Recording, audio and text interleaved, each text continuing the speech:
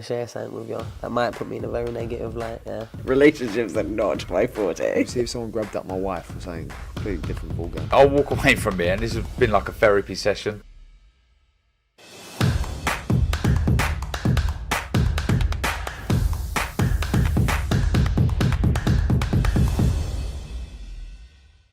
This is Joe Pugh for IFL TV, proudly sponsored by Everlast. Delighted to be joined by the man himself at his own performance centre now, Ben Davison, at the media workout for Leigh Wood. How are you, mate? All good, thanks, mate. You?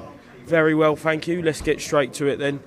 Leigh Wood looking good, looking powerful if that pad works, anything to go by. Just ready now, can't wait to get in the ring finally against Lara. Yeah, for sure. I mean, it's just a workout for the cameras or whatever. Obviously, it's not a session that based upon anything specific on what he'll be doing for the fight. But I think you can clearly see the heavy hands, which I think have been shown time and time again now. But yeah, he's ready. You know, 3 weeks to go, 2 weeks left to sparring. Looking forward to it. After the pull-out, when it was meant to happen in September, a lot of boxing fans, boxing media alike were saying, is this fight going to happen? Mauricio Lara's saying he's faked the injury. So for a personal level for yourself and Leigh, are you glad to finally get this fight on and kind of prove the doubters wrong? Yeah, I think the only reason the fight wouldn't have happened was the Santa Cruz situation. So, you know, it's a fight that we all wanted, a fight that Leigh wanted, and you know, there was no reason the fight wasn't going to happen. In the second Josh Warrington fight, during fight week, it got a bit tasty between Lara's team. We know they're vocal. Are we expecting the same thing next week? I don't know. I don't know anything about what happened in the lead up to the fight. All I know is what was happening in the fight. So, you know, hasn't even crossed my mind. It just the focus, you know, emotions, you've got to stay out of it. You need to focus on what you need to do, not what you want to do. Once again, Leigh Wood is coming in as the bookie's underdog. It's kind of against Zucan, against Michael Conlon. He keeps doing it, but does he thrive off being the underdog? For sure, for sure. It's different being a slight favourite, but when you're a heavy favourite, I've seen it time and time again. I've worked with a lot of champions, and you know, I think that a lot of fighters can struggle to get up for fights like that. Whereas competitive 50-50 fights or being the underdog, it you know, seems to get the best out of the champions. I remember in the lead up to the Reece Mould fight, you was constantly saying, look, pound for pound, this is the heaviest puncher I've ever had on the pads. And I don't think many people were kind of taking that statement as seriously. So from a personal point, do you get self-satisfaction from the kind of Leigh Wood growth from where he was pre-pandemic, kind of building his way up, Reece Mould, Zucan, and then kind of the crowning night in Nottingham? Yeah, for sure. I mean, the passion, the reason why I do this job is for the fighters and helping them achieve their goals. That's what my job is, and that's what my passion is. So to see Leigh on the journey that he's been on, and not only his success, but the path he's took to the success, and the way that he's earned that success gives me a special feeling, for sure. Moving on then, I know Coogan caught up with you straight after that fight on Saturday night, Yarde better BF. It was just fantastic, and I think just from being at the crossover event at Wembley a few weeks before for the KSI fight, it was good to see Wembley packed out and for an excellent traditional boxing match, wasn't it? Yeah, for sure. Great atmosphere as well, I thought. Brilliant fight. Always been a big advocate of Anthony Yarde, and unfortunately in his two challenges in attempts for world titles he's come across elite champions, but I think that, you know, the right opportunity will come by and eventually he will become a world champion. Is that a case where his stock has risen in defeat? Yeah, I think so. I'd say so, yeah. We saw Joshua Buatsi on the broadcast for BT. That's still a fight I think that everyone would be salivating for. Do you think we could see that? I think so. I don't know what the plans are for both fighters. I don't know if Yarde will take a fight before coming back into sort of a big fight like that, but you know, like you said, I think his stock rose from the weekend. Just going back a couple of weeks then, with the Liam Smith fight last week, Chris Eubank's team have come out and said that they're filing an appeal to the British Boxing Board of Control for the elbow used by Liam Smith. What do you make of that? Yeah, I wouldn't say the elbow was used by Liam Smith. I think that, in fights, heads clash, elbows clash. Unfortunately, these things happen. I don't think that it was a significant moment in the fight.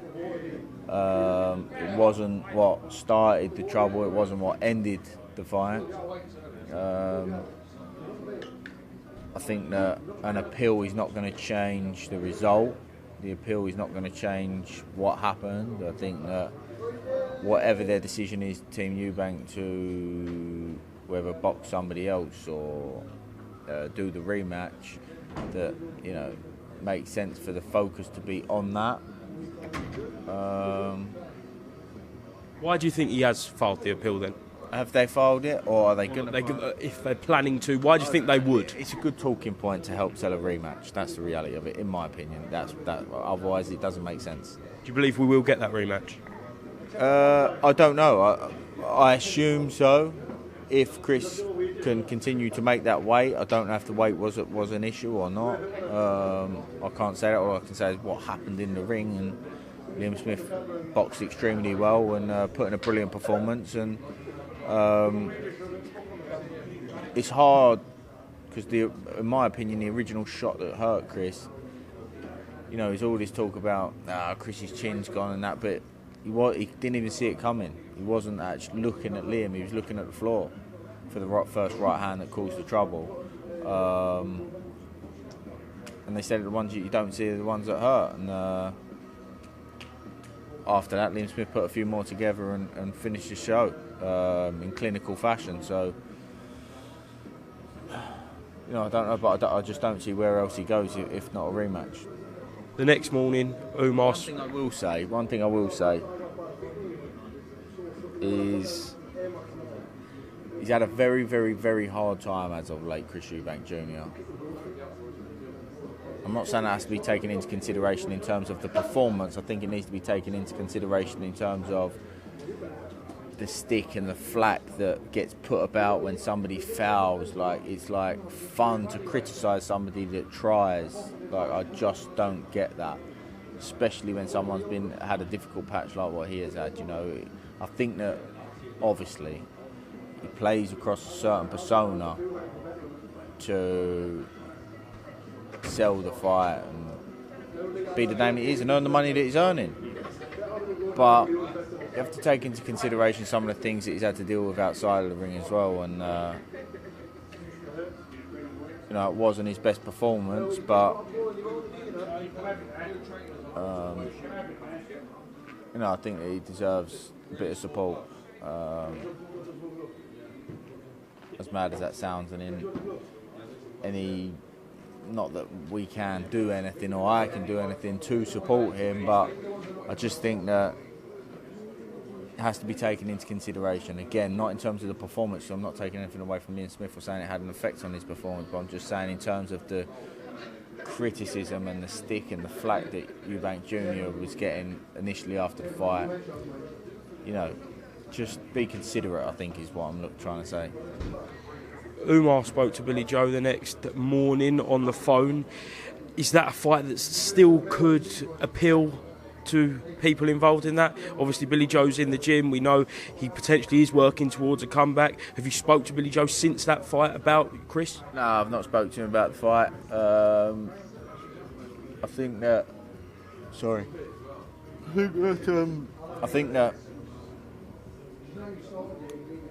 he's lost a lot of momentum, hasn't he, Chris, from that fight? So, but we'll see. See what his decision is next, and whether Billy Joe comes back or not. I don't think he's decided off the back of Chris Eubank Jr. I think it's based on what Billy Joe wants to do. So let's see. How is he looking in the gym?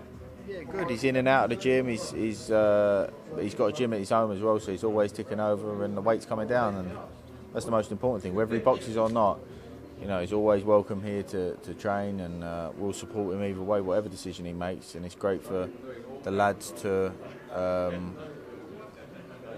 rub off the experience from somebody that's achieved the things that Billy Joe has. Is it a case of slow and steady for him and just see where it goes for this year? Yeah, well, he's been slow and steady. I think that soon he'll make a decision and kick it up a gear if that's the decision that he makes, and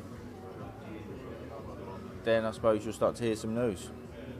Just to finish up on them, Ben, you've got a busy few weeks. I know you've got Alois behind me, you've got Royston, I think they're both out on the York Hall show. Then you've got Leigh McGregor back out. Just the Ben Davison Performance Centre's thriving right now? Yeah, been a busy period, will be a busy period, and looking forward to it. A lot of top prospects, and I'm excited for the journey. Can we expect news on Pat McCormack anytime soon? Yeah, I think we'll have some news on Pat imminently as well, so excited for that. Shabazz? Hopefully have some news real soon with Shabazz as well. Big fight for him potentially, obviously that great fight with Bateson. So could we see another good domestic fight with Shabazz? Yeah, brilliant performance from Shabazz. I think that they'll be looking to. I think they're looking to, they'll be looking to build Shabazz, and I believe that it won't be too long before he's winning a world title. Final one, Chris Congo. It was a very close decision against Echo Esserman. Are you going to be rooting with Barry Smith for that rematch? Yeah, we'll be pushing for that rematch. Not that it was like, oh, it's the worst decision, it's a robbery. It's not a robbery, it was a close fight. Echo Esserman's a good fighter, good team, good people. I personally watched it back and thought that Chris did win. I think that the saying that you've got to rip it from the champion is absolute nonsense, because when the judges score it, they score it there and then at the end of the round. They hand it to an officials, they don't come. So if you bank more rounds than the opponent, who's the champion does not matter. I think that so that saying just doesn't make sense. It's a case of if you bank more rounds than the opponent, that's it. They don't get to the end of the fight and say, yeah, he did. We have got him up, but he's the champion, so we're not going to give it to him. It doesn't work like that. I feel like I know the European title is being contested for by John Miguez and Geordie Wise, I think, but they've not fought yet, so I think that there'll be time for Chris and Echo to box again before then the winner of that boxing for the European title, which seems to make sense on paper. So yeah, would love for Chris to get that opportunity. Ben, thank you very much. Speak to IFL TV, and I'll hopefully catch you up with you again in Nottingham for the fight week, mate. Look forward to it, mate. Cheers.